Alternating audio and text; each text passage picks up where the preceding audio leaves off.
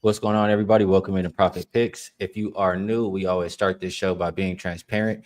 And yeah, I've been doing this for a long time and I've said it. I mean, I've done it long enough to have bad days. Have a lot of bad days because it's been years, almost a decade. But I always say the hardest thing to do is to come on a show like this here and say how you just shit the bed. I went 0-5 yesterday. I didn't win anything. I felt like I spent so many hours capping those games. I think I spent 6 hours the day before capping those games, and I didn't win one bet. It sucks. It sucks a lot. I know it sucks for my clients. It sucks for me. I spent the night at the bar just trying to get over it. And I will always be transparent and accountable. So yesterday was terrible. Got to be better here today. I have a play I like. I really like. Part of that 6 hours that I spent is another play. So hopefully this one goes better for today. But yesterday was not pretty, Vino. I know you had at least one winner.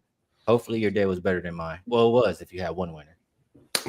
Yeah, I had. Well, both the winners came from the WNBA.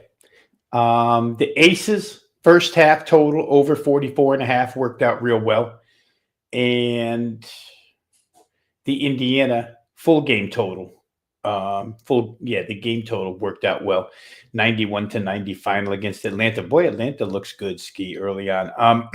So that hit 181. That wins. I did, after the show, go ahead and bet and then add to the client list the Timberwolves over 105.5, which they just did not perform offensively last night.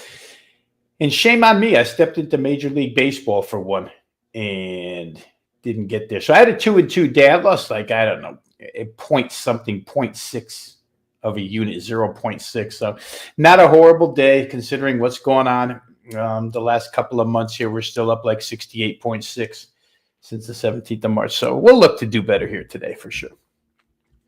Dante says, right thought process, terrible execution. Man, I felt good about what we talked about yesterday. Or what I was talking about yesterday. Just didn't translate. And for KCC says, people want to troll like you ain't ready to crash out yourself. It's crazy to me. Yeah, if you know me, you know how I am, but not everybody knows me. And yes, Orlando ahead of the spread, no longer for right now, could return in the future. All right, Vino, let's get to some, as they say on Wager Talk today, actionable info. We have an NBA game. We have 3 WNBA games. So, like I said yesterday, we always go in rotation order. We will start at the top. Indiana and New York opened up -3.5 for New York. I see 4.5 pretty much everywhere. Total open 222. Looks like 223.5. And everybody's pretty much healthy, I believe, for this series. I'm gonna talk. Yesterday, I passed it to you first. This time, I'm gonna talk about this one first. And picking the winner for game one, the series can be two different things. I've kind of went back and forth on that, but the more I thought about it in this first game, I mean, we have to start with the classic debate. You know where I'm going, right? The rest or rust, right? You know it. So Indiana hasn't played for a week, and hopefully you guys can't hear that in my background too, by the way. But Indiana hasn't played for a week. I think that New York is the more in rhythm team, and New York, not only that, they got momentum, they got motivation. Like, they lost to this team last year in the playoffs. They haven't forgotten it.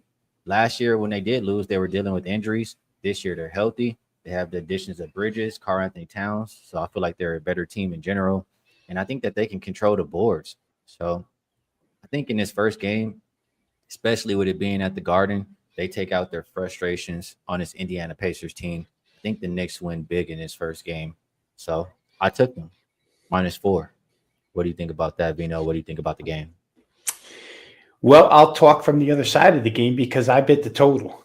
And again, like you say, I had to start this thing with rest versus rust. If you're going to bet an over, we saw it out of Minnesota last night. We talked about it yesterday, right? The big question is, will Minnesota miss shots or make shots? They didn't make shots.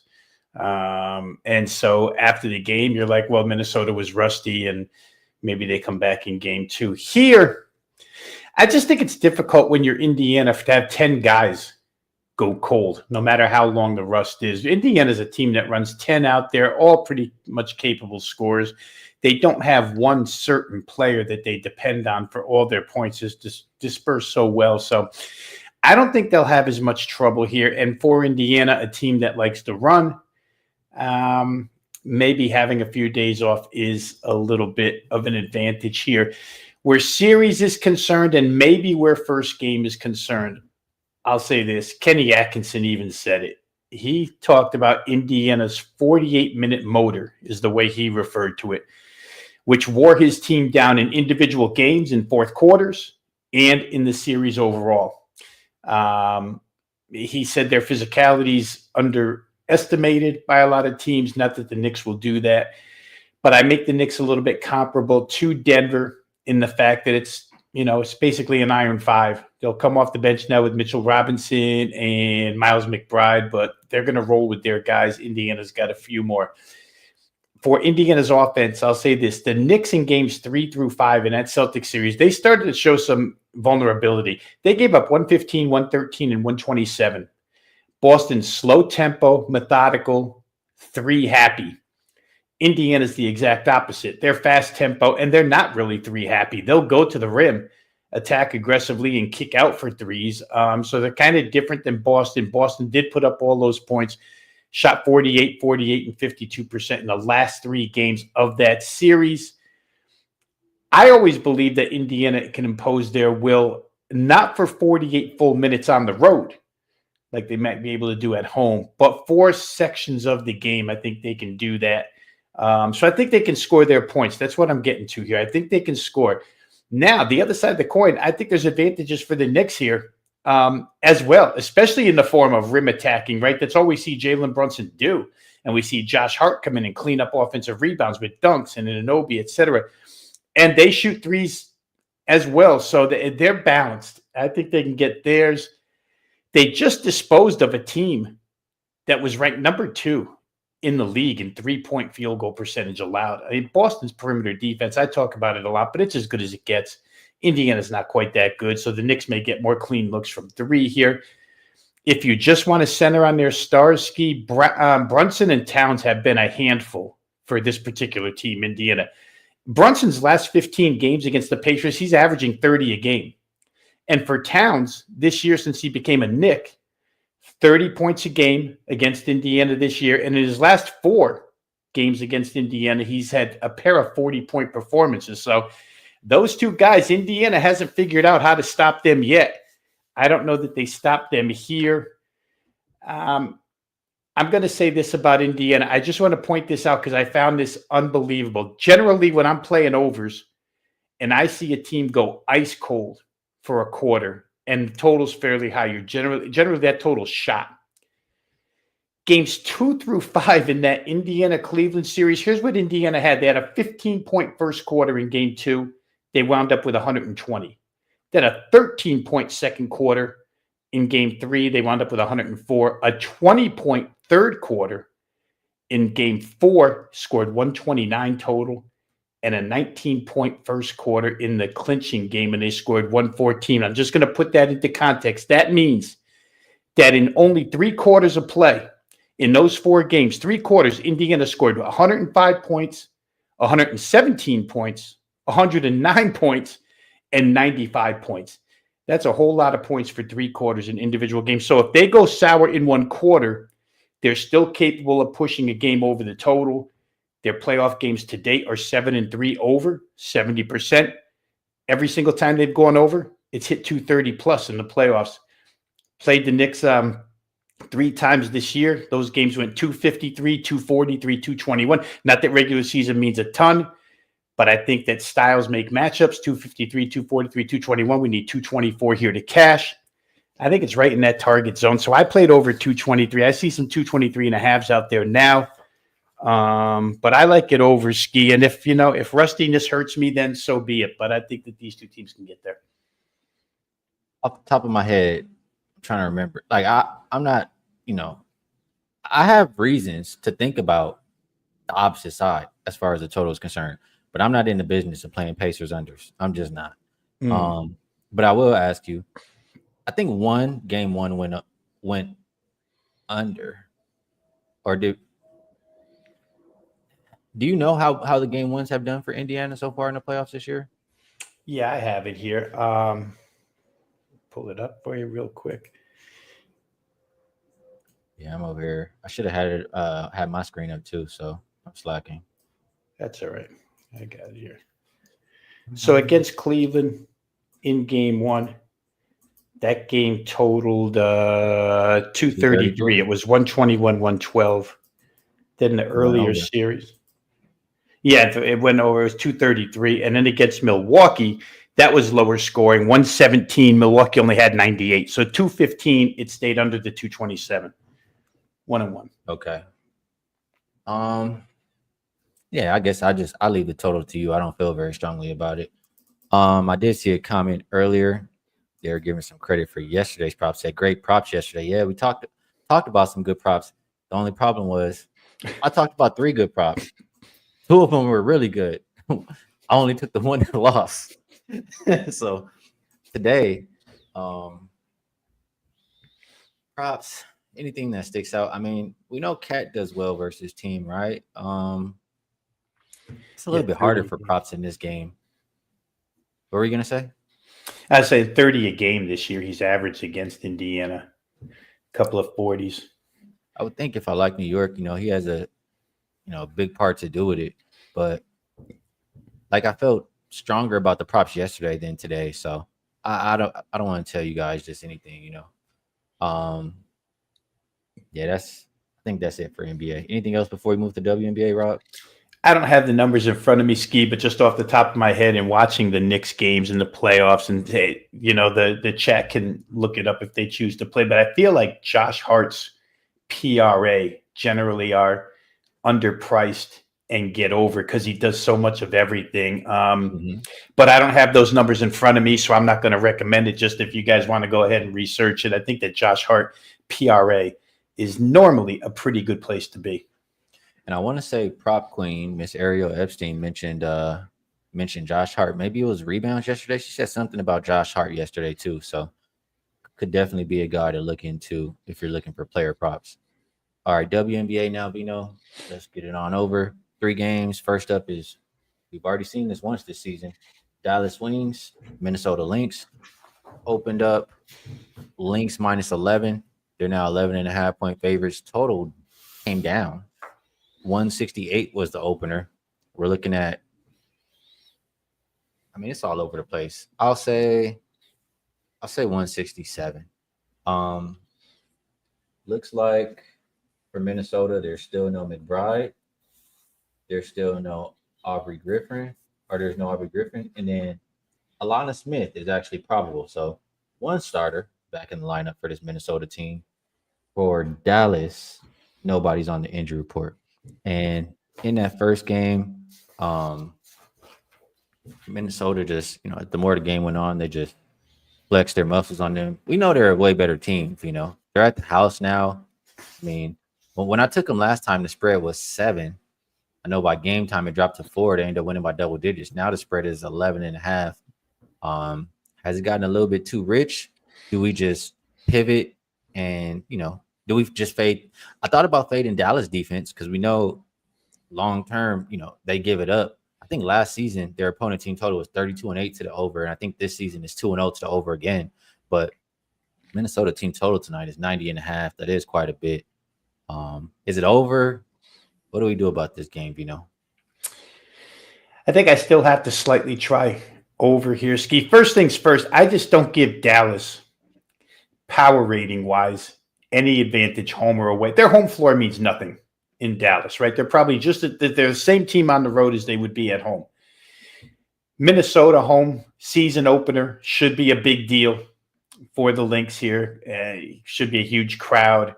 Should be a really good environment. And let's not forget that Alana Smith, she didn't play in that first game against this team, and the Lynx still went for 99 points, almost 100. Alana Smith came back Saturday, Skee. She only played 16 and a half minutes. She scored 18 points. She went 7 for 10. It's just huge having her there. Minnesota, 90.5 is a large number to get over, but they've scored over 90 points or 90 plus in their first 2. They probably can do it again. If they do, you need Dallas to contribute about 76, 77 to get you there.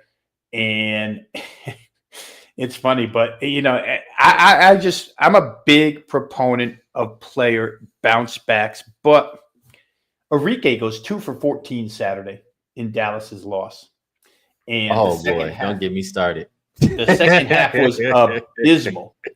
Absolutely abysmal. And the only two players that shot well were Paige Beckers and Maddie Segrest. Played pretty well shooting-wise. But Dallas is right down the bottom of the barrel now in three-point shooting. It's crazy because if you look at their rebounding numbers, and it was the same as last year, they get a lot of rebounds. Offensive rebounds, total rebounds.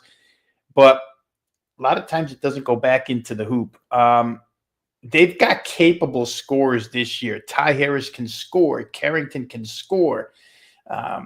Beckers can score. And Alyssa Smith can score. So I would tend to say this, and it's repetitive, but I'll say it again. And you said it a million times. They can't stop anybody. It doesn't look any different to me this year. Their defense looks no different. And when the head coach came out before game one and said, we need to get more shot attempts up, I just thought, you have to play. If it's not 170 or better, you have to play them over.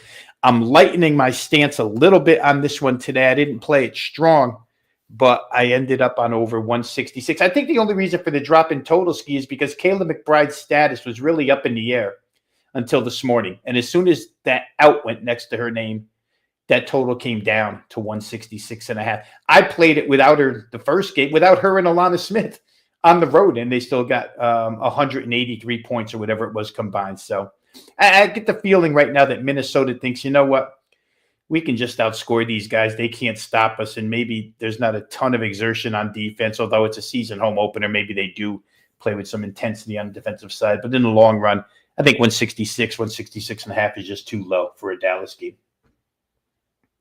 I understand that. Yeah, Dante knows. Don't get me going on Enrique. She was horrendous. Man, I was trying to find this tweet. I've been over here scrolling ever since you said her name. I can't find it, but it was a tweet, and she was probably joking when she said it, but man, it looked like the truth. It said, if I don't get this trade request granted, I'm going to be just shooting anything or bricking or something. It said something like that. Pretty much said like she wasn't going to care. And I know she was probably joking, but shit, it didn't look like she was joking out there on the court. That's what I was trying to. And I'll tell you, the last 3 minutes of that game, Dallas was still alive against Seattle, because Seattle, we talked about it. They scored 23 points in the second half. I think it was like 75-69. Dallas had 3 straight possessions where amazingly they held. Enrique came down, clanked the 3, ran right back down, tripped over herself, missed a layup on a breakaway, and then clanked another 3. There was 8 points in a row that they could have put the team back in the game or even ahead. And they wind up losing because she's not even looking for anybody else out there. It's kind of frustrating when you're watching. So I did find it. I don't know if you'll be able to see this, and I'm sure she was joking, but like I said, it don't look like she was joking. It says, me all season if my trade request got denied. And y'all know that gift. Just throwing it up there, man. Just throwing it up there. That's Enrique if I ever seen it. Anyway, couple comments here. I agree with Terrell. Shout out to my guy. He does great work in the W. He says, unfortunately, they can't play defense. Talking about the Wings. It says, and Minnesota is one of the best defenses in the game. Don't think they'll be in the game. He's saying the Wings.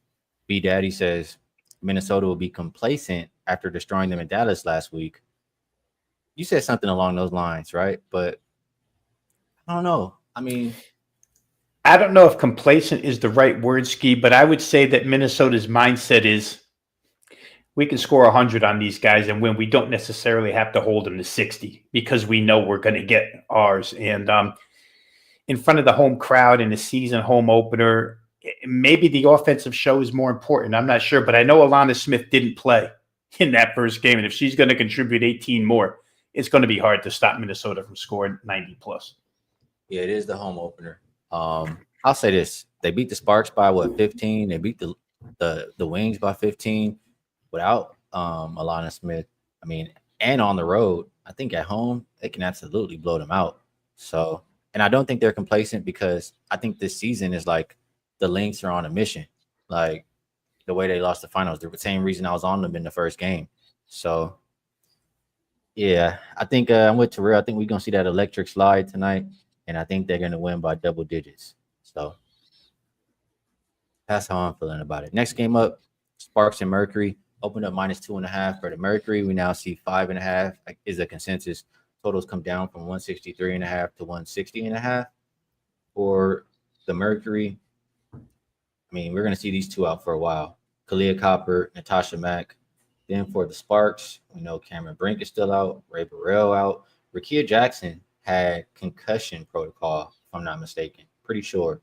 And then Julie Alamon looks like she's probable for tonight. So my initial thought here, Vino, was, man, I mean, I kind of wish I got to the line earlier just because, Rakia out, that's a lot of offense missing for the Sparks team. But at the same time, I'm going to say, and the Mercury look good. We know how, I mean, Satu and AT, we just had to see them on the court one time to remind everybody how good they are and how much they can affect the team. So I do think they can win. They're at home, but I still think the Sparks can score. Like, yes, Rakia Jackson's a big scorer, but they still got people over there good. Like Kelsey Plum, Odyssey Sims can go off any game. Azrae Stevens spreading the floor. I don't want to count them out, but it's a tough one. I guess if I have to play right now, I'll lean Sparks at the current best number 6, but don't feel very confident. Probably agree with the total coming down to. What do you think, Vino? Yeah, you know what? I'm with you because I went to go put this play up as a client release last night, -2.5, knowing that Rakia Jackson didn't come back into the game after having the collision. I think her head hit another player's knee or however it went down. But then I just start researching it real quick, because they have game time decision, who knows, questionable. And I read one beat writer who says she was on the bench, but she's fine. And I thought, well, if she's fine, I don't know that I want to rush to lay 2.5. Wake up this morning, she's out in concussion protocol, and it's 5.5. So you can't always trust what you read as hard as you try to research this stuff. Oh, yeah. They've been lying about Sophie Cunningham, too. Yeah, just couldn't get ahead of the game here, and I wish I could have.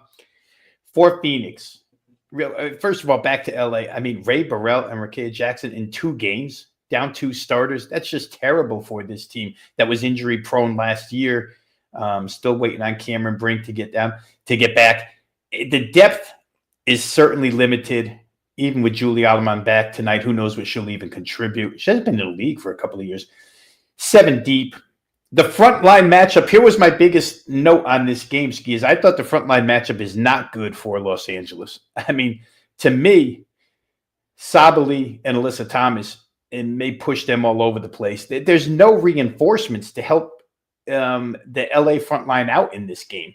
And so I think that if they win that battle, it goes to the backcourt. That means Kelsey Plum, she had 39 against Golden State in the first game. Probably have to have one of those type deals. But I feel like Phoenix, after watching them Saturday and hearing their head coach talk about we're going to try and make our footprint on defense this year, and they did look good defensively. I know Seattle's not a great offensive team, but they looked really good defensively. They've had a lot of time off. Phoenix hasn't played since that game, so they've got the time off. I don't know. I wish I had gotten there sooner. I could see the Phoenix side being a first half play.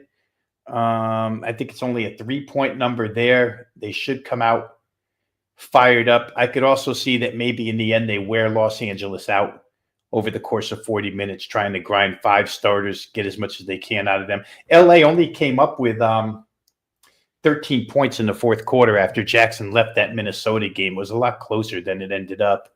So I don't know. Kind of lean towards Phoenix in one way, shape, or form, and certainly lean towards under. And just do the math in this game, right, Skee? If Phoenix wins, if they win, they probably win with 80. And if they win with 80, there's no way the game can go over. The other side can't get 81. So I don't know. I think under is probably a good look, even though it's been bet down. Under, you said, right? Yeah, I think so. I mean, just doing the math in my head. If I think Phoenix is going to win the game, I don't think they're going to win it with 90. I think they'll probably win it the way they did against Seattle. My guy Terrell says he likes Plum over. I do think she has to do a lot of heavy lifting if Sparks is going to Yeah. be in this game. So I think that's, I mean, she had 37 in that debut, right? She Yeah. absolutely can score 23 with no Rakia out there. I mean, it will be more attention on her, but she's absolutely capable. Next game, last game on the slate, Mystics and Valkyries. Opened up -5.5 for the Mystics. Five, we'll call the consensus right now. Total open 161.5. Looks like 162.5 is what we'll call it. Aaliyah Edwards still out. Um, Xander Lassini out. Stephanie Talbot looks like she is questionable. Um, so the Mystics, here's my thought. The Mystics are 2-0 to start the year. I don't think the Mystics are that great of a team. I do love a lot of the players on the Mystics. I love Shakira Austin. I like Sonia Citron. I like Brittany Sykes. I like all of them. Honestly, I think they're a good collection of players. Um, well, I just when I'm saying I don't think they're that good, I don't think they're a top team. Is kind of what I'm trying to say. I still think they're a good team. The Valkyries, I think, just throwing this team together from players from everywhere, it's gonna take a little bit of time, and I don't think they're there just yet. So, 4.5, 5, almost. I'm not saying exactly, almost. Just asking Washington to win. I want to try to find ways to back them. And then when I expand on that, I mean, you've been around the W for a few years. Even before you started watching, the Mystics first half has been a thing. Um, Again, there are a lot of new players here, but I think they can come out and throw the first punch here. I can't talk anybody off that Mystics first half. And also, I mean, if you know one thing in Mystics games, they're playing up tempo. They're not looking to slow down. They want to push the pace. They want to get shots in the first 8 seconds of the shot clock if they can. And that makes me want to look at nothing but over as far as the total is concerned. So Mystics, either early or full game or over are my thoughts. Curious how you feel about it. Yeah, I'll just pile on and add some more things to that over thought there, Skee. First of all, the Atlanta Dream last night, I think I mentioned to you off air, they look good. And Washington beat that team opening night. And Washington scored 94.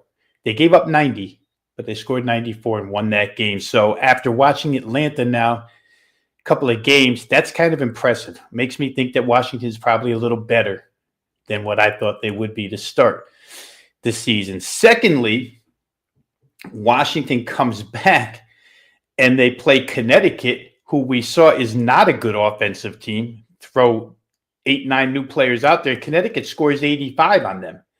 So just talking from an over perspective, you've got a bad offensive team that gets 85 against you. You've got a really good team that you get 94 against. And then to put it over the top for me is the fact that Golden State, I think we talked about this last week on the show, their head coach wants to play 94 feet. He wants to be the fastest tempo team in the league. They didn't show me anything different against the Sparks when they played their home opener the other night. That game was up and down. Golden State, in the end, just couldn't make shots. They put up a 7-point fourth quarter. They shot 35 threes. They're just run and shoot, which, again, it creates a lot of opportunities if they go better than 9 of 35 against this defense, which shows that they can allow 85 to Connecticut. Then I could see pace on top of pace. Washington right now has the highest field goal percentage, I think, in the league. And they're either first or second. Maybe they're second in overall field goal percentage, first in three-point percentage. I just think the total's too low here. I think you're going to get enough chances. I think you'll get enough shot making. Neither team has shown the capability to play defense yet. Golden State's got an excuse. And Washington somewhat has an excuse too, because there's a little bit of a collection of new players there. But I'd like this one over. Get the cheapest price you can find, but I think they'll probably find their way up around 168, 169. Yeah, we're in agreement here. Yeah, we're in agreement. I didn't. I'll be honest. I don't remember watching that Valkyries game. Um, I was trying to, but I think there were a few games going on at the same time. But I mean, to hear you reinforce that they want to play fast, I mean, that makes me want to bet them. I bet the total because we know Connecticut likes to play fast, and when they play Washington, I mean that's the reason why I played that, and that was beautiful. I mean, I trust the Mystics to do their part as far as push the Right. pace and their style. So you telling me Golden State wants to play the same way? It's a one way ticket for me in this game. Only thing I would say is, why did this total just drop? Like, I literally just made this before we started the show 30 minutes ago, 163 and a half. I mean, I guess they're still at 163 and a half there, but mostly 162 and a half.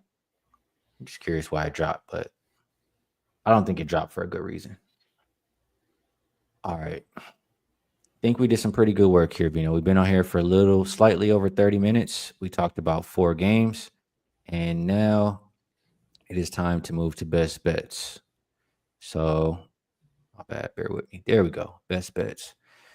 A little bit different today. I'm just going to kick it over to you, Vino. I'll ask you if there's anything you would like to promote. And then if you have a best bet for the show, feel free to share. If not, it's all good. Well, let's say this just on the just for the two of us here, Skee, that for those of you who have watched Skee's morning show for years, this show, I'm going to be with him pretty much for the foreseeable future on this show. So you can catch us at this time, 1:30 East, 10:30 Pacific, each and every day, just about going over basketball selections and analysis. So if you like it, I've been on with him sporadically, but we're going to be together for a while now on this show, doing it for Wager Talk. So absolutely come check us out each and every day. If you're interested in selection packages, mine are up and available. Again, you can always find the link to my stuff in the description there. Skee places it in. Wager Talk has a couple of nice deals going on, including one summer celebration that you might want to get involved in.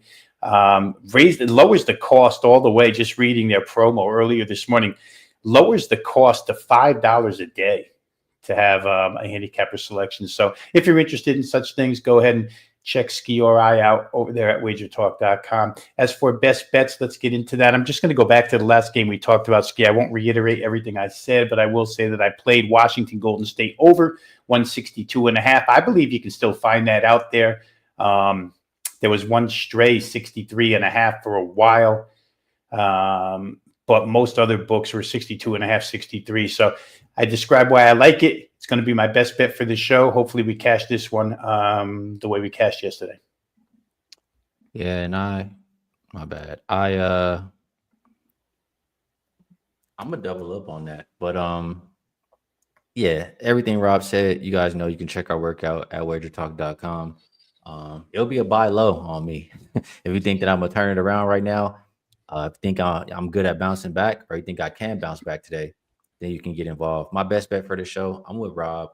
I did like I said, the total is going all over the place. When we started the show, it was 163 and a half.